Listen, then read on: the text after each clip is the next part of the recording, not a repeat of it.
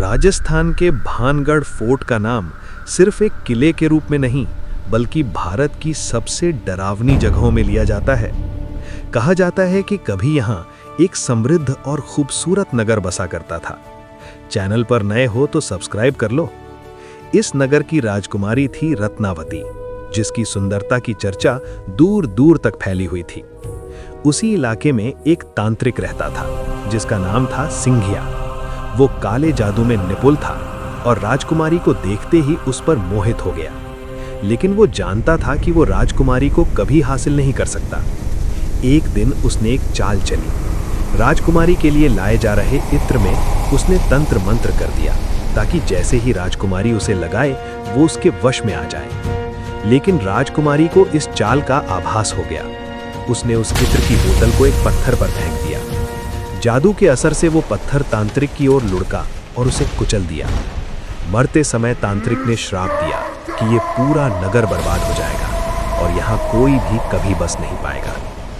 कहा जाता है कि इसके कुछ समय बाद ही भानगढ़ उजड़ गया और धीरे धीरे एक खंडहर में बदल गया।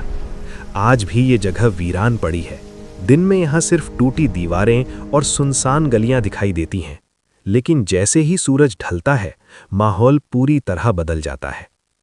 आर्कियोलॉजिकल सर्वे ऑफ इंडिया ने यहाँ तक चेतावनी दी है कि सूर्यास्त के बाद इस किले में प्रवेश मना है, क्योंकि रात होते ही यहाँ अजीब घटनाएं होने लगती हैं। कई लोगों ने महसूस किया है कि अंधेरे में कोई उनके पीछे चल रहा है, लेकिन पीछे मुड़ने पर कोई दिखाई नहीं देता। कुछ लोगों ने महल की खिड़कियों में एक औरत की परछाई देखने का दावा किया है, जो राजस्थानी पोशाक में नजर आती है और अचानक गायब हो जाती है। रात के सन्नाटे में कभी पायल की आवाज, कभी फुसफुसाहट और कभी अजीब सी हलचल महसूस होती है। लोग मानते हैं कि ये सब उस तांत्रिक के श्राप का असर है जो आज भी इस जगह पर मौजूद है। आज भी भानगढ़ में सूरज ढलने के बाद कोई नहीं रुकता, क्योंकि जो रुकता है वो शायद वापस आना नहीं चाहता।